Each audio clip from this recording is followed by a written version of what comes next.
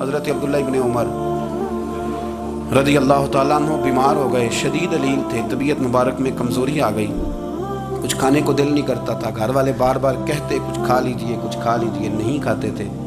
بالآخر اب حضرت نافع آپ کے غلام تھے، ان سے کہنے لگے کہیں سے مچھلی مل جائے نا تھوڑی سی، میں کھاؤں گا۔ تو کہتے ہیں میں سارے مدینے میں ڈھونڈتا رہا، مچھلی نہ ملی، اگلے دن بھی ڈھونڈی تو نہ ملی، تیسرے دن بھی ڈھونڈی تو نہ ملی، تو فرمانے لگے یار بس چھوٹی سی خواہش ہے، کوئی فرض نہیں ملتی تو رہنے دیں۔ کہتے ہیں چوتھے دن مچھلی مل گئی، میں 1.5 دینار کی مچھلی لایا، لا کے حضرت عبداللہ ابن عمر رضی اللہ تعالیٰ عنہ کے سامنے جو مچھلی رکھی تو آپ نے لقمہ روٹی کا توڑا تھا، مچھلی کو لگانے لگے کہ دروازے پہ فقیر نے آ کے آواز دی کچھ کھانے کو دو۔ حضرت عبداللہ ابن عمر نے روک لیا اور ہنسے۔ کئی دفعہ دے ہم بھی دیتے ہیں پر ہمارا چہرہ دیکھنے والا ہوتا ہے، اتنے ہم غصے میں ہوتے ہیں، دے دیتے ہیں، لیکن جو سلوٹیں ہوتی ہیں نا چہرے والی وہ گنی نہیں جاتی۔ ہنسے، فرمایا دیکھو میرا اللہ کتنا قریب ہے، وہ مجھے بچانا چاہتا، اٹھا پار دیا جا کے۔ خادم حکم کا پابند تھا، وہ لیت اللہ تو کر نہیں سکتا تھا، وہ گیا اور جا کے دے آیا۔ فقیر جب سارے محلے سے آٹا اکٹھا کر لیتے ہیں تو پھر ایک جگہ جا کے بیچتے بھی ہیں۔ دے آیا، وہ 2 گلیاں آگے گزرا تو میں پیچھے دوڑا گیا، میں نے کہا سچ بتا کھانی ہے کہ بیچنی ہے؟ وہ کہنے لگا جو بھی سبب لگ جائے کر جاؤں گا، آپ نے دے جو دی ہے۔ تو کہتا ہے میں نے اس سے کہا کہ یہ 1.5 دینار کی میں نے خریدی تھی، اگر تو 2 دینار کی مجھے بیچ دے تو آج کل مچھلی مدینے میں مل نہیں رہی تو میں اپنے آقا کو دے دوں گا، وہ یہی کھائیں گے، بیمار ہیں۔ تو کہنے لگا جی بسم اللہ، مجھے کیا اعتراض ہے، 2 دینار مل رہے ہیں، 1.5 کی مچھلی، اور 1.5 کی بھی کسی نے نہیں خریدنی تھی، اب تو پک گئی۔ فرماتے میں نے 2 دینار اس کو تھمائے، وہ مچھلی اس سے خریدی اور خرید کر کے میں لایا، لا کے حضرت عبداللہ ابن عمر کے سامنے دوبارہ رکھی تو فرمایا یہ کیسے آ گئی؟ میں نے کہا حضور 1.5 کی خریدی تھی اور پھر فقیر کو دے دی، اب اسی سے میں 2 دینار کی خرید کے لایا ہوں، آپ قبول فرمائیں۔ تو فرمانے لگے تم نے اچھا نہیں کیا، اب اس طرح کرو 2 دینار بھی اسے دیا اور مچھلی بھی واپس دیا۔ عرض کی حضور کیوں؟ فرمایا تم نے قرآن نہیں پڑھا؟ حضور پڑھا ہے۔ فرمایا رب فرماتا ہے لن تنالوا البر حتى تنفقوا مما تحبون، تم بھلائی کو اس وقت پہنچو گے جب اپنی پیاری چیز راہ خدا میں خرچ کرو۔ امام غزالی نے لکھا ہے، فرمانے لگے دیا تو وہ حضرت نافع کہتے ہیں میں دینے گیا، دے کے واپس آیا تو کچھ پریشان تھا کیونکہ مجھے بھی 4 دن ہو گئے تھے نا تلاش کرتے، تھوڑی تھوڑی طبیعت میں مایوسی تھی، کتنی محنت سے میں نے لایا اور آپ نے واپس کر دی۔ تو حضرت عبداللہ ابن عمر نے مجھے قریب بٹھایا، پھر مجھے تھپکی دی، فرمانے لگے پتر میں نے ویسے بھی کبھی جھوٹ نہیں بولا اور آج کل تو میں ویسے ہی بیمار ہوں، ٹائم ہی نہیں، وقت ہی نہیں، موقع ہی نہیں جھوٹ بولنے کا۔ میں تجھے سچ بتاؤں، مجھے مچھلی کھا کے اتنا سکون نہیں ہونا تھا جتنی اللہ کے راستے میں خیرات کھا کے مجھے سکون ہوا۔ تو تجھے تو میری راحت سے غرض ہے نا کہ مجھے راحت کیسے ہوتی ہے، تو مجھے سکون ملا ہے راہ خدا میں دے، میں نفسانی خواہش پوری کر لیتا تو یہ میرا نفس کل پھر مجھ سے مچھلی مانگتا، پرسوں کہتا نہیں چھوٹے گوشت کی یخنی بھی چاہیے۔ ہم لوگ الجھ گئے ہیں، بہت بڑے قیدی ہیں اپنے آپ کے، بڑے قیدی ہیں، سارا دن اپنی خواہشات کی تکمیل میں بھاگے رہتے ہیں، بڑے بڑے سونے نوجوان۔ میں ان پہ تنقید نہیں کرتا، مجھے ان پہ ترس آتا ہے۔ جب میں رات کے اندھیروں میں انہیں ٹیلی فون لے کے چوکوں میں کھڑے دیکھتا ہوں تو مجھے رحم آتا ہے۔ میں کہتا ہوں دیکھو نفس کی خواہش کے پیچھے یہ کیا مثلاً آخر کیا ہے اس میں، ایک عورت کے پیچھے تباہ کر لیا اپنے آپ، یعنی زیادہ سے یہ کوئی مقصود ہے، یہ کوئی مقصد حیات ہے جس کو مقصد بنا لیا ہے؟ میرے عزیز بات کو سمجھ لیں، اتنا خوبصورت آدمی ہے اور اتنا اس کا اونچا قد کاٹ ہے، اور کیا کس کے پیچھے یہ بھاگا ہوا ہے؟ بڑا سمجھدار، دانشور، عقل مند آدمی، ذی روح بندہ، لیکن اس کا سٹیٹس آپ یہ ملاحظہ کریں کہ وہ 20-40 ہزار کی خاطر جھوٹ بولتا ہے، دھوکہ دیتا ہے، فریب اور فراڈ کرتا ہے۔ ہم اپنی نفسانی خواہشات کے پیچھے اس طرح بھاگتے ہیں کہ ہم اصل سے رہ جاتے ہیں۔ میری باتوں کی سمجھ آ رہی ہے آپ حضرات؟ تھوڑا تھوڑا کر کے، ایک ایک کر کے ان کی باتیں کم مانیں۔ ضروری تو نہیں نا کہ سویرے ناشتہ بازار سے اپنی مرضی کا تگڑا کیا، بازار سے لائے پوڑیاں چنے بہترین کھائے، اور پوڑیاں چنے ابھی کھائے نہیں، شاپر میں ڈالے ہوئے ہیں اور وہ لے کے ابھی آ رہا ہے، تو ساتھ ہی رستے سے گوشت بھی چھوٹا اچھا لگا تو 2 کلو وہ بھی لے آئے کہ پوڑیاں چنے کھاؤں گا اور دوپہر کے لیے گوشت پکاؤں گا۔ وہ پہلے یہ تو کھا لے صاحب، اس سے تو نجات پا لے۔ یہ پتہ نہیں ہضم ہوتا ہے کہ کچھ اور کرتا ہے تیرے ساتھ، لیکن وہ گوشت بھی ساتھ لے آیا، یعنی ٹیبل پہ ناشتے کے ٹیبل پر بیٹھ کے فیصلہ ہو رہا ہوتا ہے کہ ہم نے کیا کھانا ہے، ہم نے کدھر جانا ہے۔ سنگیو یاد رکھو، باتوں کو سمجھو اور غور کرو۔ یہ تھوڑا تھوڑا کر کے جب ہم چھٹکارا حاصل کرنے کی کوشش کریں گے نا، چھٹکارا حاصل کرنے کی، کئی جگہ سے کسی جگہ سے اگر آپ کو تنبیہ ہوتی ہے نا، تنبیہ، اس میں بھی بڑا مزہ آتا ہے، اس میں بڑا. ہمارے ایک بزرگ تھے، تو ایک دن نا میں گیا تو کہنے لگے الحمدللہ میں بڑے سکون میں ہوں. میں نے کہا جی وہ کیا ہوا؟ کہنے لگے میں اپنے آپ کو بڑا پیر صاحب سمجھنے لگ گیا تھا. تو ایک وابڈا کے کسی آدمی سے کام تھا، تو میرے ایک دوست نے مجھے کہا کہ پیر صاحب اس کو ٹیلی فون کر دیں، سنا ہے آپ کا عقیدت مند ہے. میں نے اس بندے کو ٹیلی فون کیا تو کہتا پیر صاحب میں عزت آپ کی بڑی کرتا ہوں پر یہ کام نہیں ہو سکتا. کہتے جب اس نے مجھے کہا نا تو کچھ بھی نہیں، تو مجھے بڑا مزہ آیا، ورنہ میرا تو نفس پھول گیا تھا. میں تو سمجھتا تھا کہ جو میں کہتا ہوں ویسے ہی ہو جاتا ہے. کہتے اس نے تھوڑا سا نا مجھے لیول میں کیا ہے، مجھے مزہ آیا. یہ لوگ نا اپنے اوپر بوجھ ڈالتے تھے، یہ تھوڑا تھوڑا پیچھے ہٹتے تھے، یہ سمجھتے تھے کہ اس طرح تو ہماری تکمیل رہ جائے گی. صبح سے شام تک اگر اسی نفس کی باتیں مانتے رہیں گے تو خرابی کرے گا. دولت کا نشہ ہے بھائی، دولت کٹھی کرنے والا کسی جگہ سیر نہیں ہوتا. حسن کا نشہ ہے، حسن کا نشہ ہے. حضرت ابوبکر شبلی رحمۃ اللہ علیہ فرمایا کرتے تھے جو تیری بیٹی کو خوبصورت سمجھ کے اس کے ساتھ نکاح کرنا چاہے اسے بیٹی نہ دینا. حضرت جی کیوں؟ فرمایا حسن تو تھوڑے دن کے بعد ختم ہو جائے گا، پھر وہ اس کی قدر نہیں کرے گا، وہ تو کہیں اور منہ مارتا پھرے گا.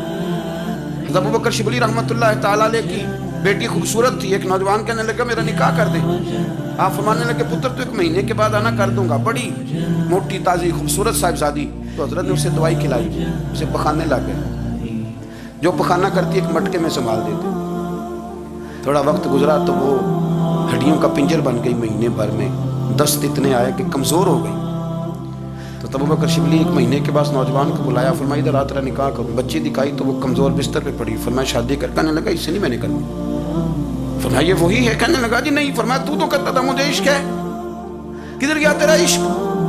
کہنے لگا حضرت صاحب آپ کیسی بات کر رہے ہیں؟ فرمایا ادھر آ. پھر وہ مٹکا جس میں گند رکھا تھا وہاں لے گئے. فرمانے لگے تیرا اس کے ساتھ عشق تھا، یہ ہے تیرا عشق. فرمایا تو میں 4 دن روٹی کھلاؤں گا پھر تندرست ہو جائے گی، لیکن میں دیکھنا چاہتا تھا کہ تو میری بیٹی سے پیار کرتا ہے یا اس کے چہرے پہ آنے والی کچھ وقت کے لیے سرخی سے پیار کرتا ہے، اس لالی سے پیار کرتا ہے جو جوانی کے وقت بچوں اور بچیوں پہ آتی ہے.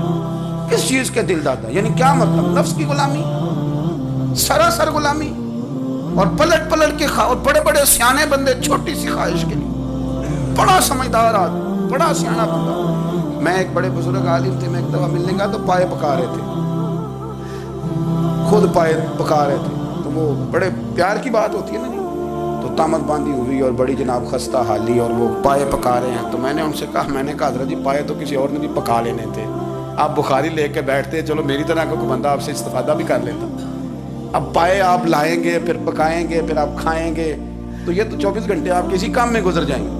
تو یہ ایک چھوٹی سی خواہش کے لیے میں کسی چیز کو حرام نہیں کہہ رہا. قرآن پاک کی جو آیت پڑھی ہے صرف اس کی تفسیر آپ کے سامنے عرض کر رہا ہوں. ہماری خواہشات ماں پالتی ہے، آپ کو نہیں پتہ کتنے دکھ سہتی. میں ان ماؤں کو جانتا ہوں جو بیٹے کے حصوں کی مار بھی اس کے ابے سے کھاتی ہیں، مار کھاتی ہیں وہ. ایک خاتون ہے، ایک کان سے سنتا نہیں، میرے پاس ایک دفعہ کہنے لگی 60 لگ گئی سی، کوئی دعا کر دیں یا کوئی وظیفہ پر. ڈاکٹر کہتے ہیں ٹھیک نہیں ہو سکتے. میں نے کہا باٹی صحیح بتاؤ مسئلہ کیا ہے؟ کہنے نہیں کچھ بھی نہیں. مسئلہ کیا ہونا ہے؟ پتر غلط نکل آیا ہے، اس کا باپ روز مارتا ہے. جب میں آگے گئی ہوں تو اس نے ایک تھپڑ میرے کان پہ مار دیا، پردہ پھٹ گیا.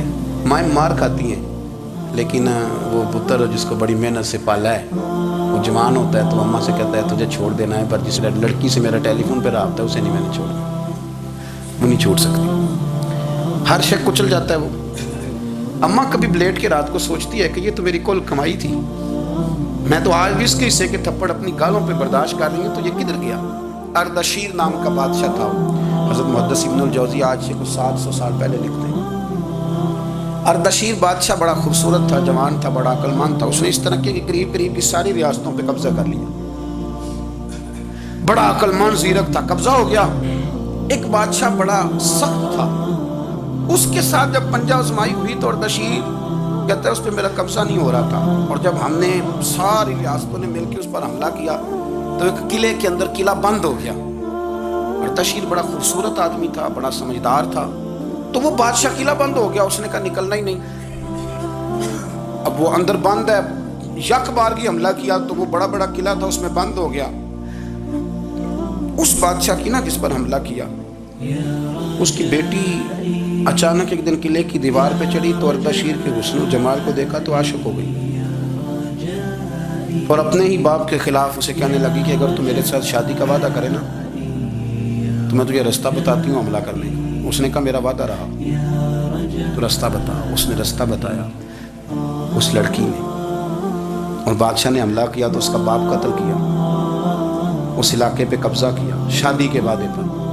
ہاں ہاں، نفسانی خواہش بندے کو اندھا کر دیتی، نہیں سمجھ آتی اس کو میں کدھر جانا، اندھا کر دیتی۔ حملہ کیا، اور جب اس لڑکی کو لے کے آیا نا اپنے محل میں،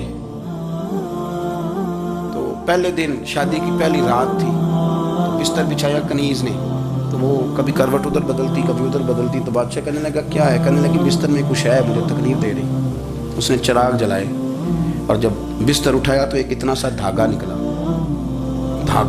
دھاگے سے عموماً تکلیف نہیں ہوتی، تو اس نے کہا تو اتنی نرم و نازک ہے کہ دھاگا؟ کہنے لگے میرا باپ نا میرے ساتھ اتنا پیار کرتا تھا کہ روز میرا بستر بھی خود بچھاتا تھا، اور اس نے آلہ رکھا ہوا تھا، وہ ناپتا تھا کہ کوئی پایا اونچا نیچا تو نہیں، میری بیٹی کا بہنس سوتے وقت خراب نہ ہو جائے، اور میرے لیے گوشت اور کپڑے بھی خود پسند کر کے لاتا تھا، کھانے پینے کا خود خیال کرتا تھا۔ اردشیر کہنے لگا اچھا وہ اتنا پیار کرتا تھا، پھر تو نے اس کے ساتھ کیا کیا؟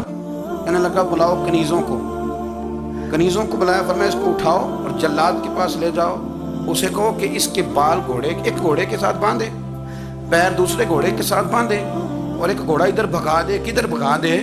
یہ جس کے باپ نے اتنا پیار کیا، یہ نفس کی اتنی غلام ہے کہ اس کی وفادار نہیں رہی تو میری وفادار کیسے بنے؟ اس نے اتنے نازوں سے پالا کہ دھاگا اسے برداشت نہیں۔ او یارو یاد رکھو، اگر نفس کی غلامی کرو، بڑے بڑے وفاداروں کو چھوڑ کے غلامی کرو، تو پھر کہو وفادار مل جائیں۔ کوئی بول اب لڑا نہ بول بیٹھی ہوں دے خسم ناراض بڑ بولیاں دے، کہاں سر کھائے تے بلبل ٹھنڈ پائے۔ بڑے فرق نہیں سجنا بولیاں دے، جڑیاں خسماں دی وچ رضا وسن، بھاگ جاگ جاندے انہاں گولیاں دے۔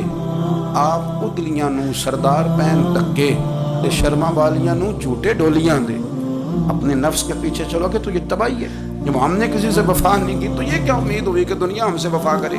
اللہ رسول کی مرضی کے مطابق اصول پسند زندگی بنائیں، ایک ایک کر کے اپنی خواہشات سے پیچھے ہٹیں، تھوڑے پہ گزارا کرنا سیکھیں، اپنے نفس کو سمجھائیں۔ ضروری نہیں کہ روٹی ہر وقت مزے کے لیے کھائی جائے، کبھی کمر سیدھی کرنے کے لیے خشک روٹی بھی کھا کے دیکھو، کبھی سادہ کھانا اس پہ بھی اکتفا کرو، کبھی تھوڑا کھا کے اچھے طریقے سے سادے کمرے میں بھی اللہ کو یاد کر کے دیکھو۔ نفس کے پیچھے نہ بھاگیے گا، تباہی کرے گا۔ رب کریم سمجھنے کی توفیق رفیق۔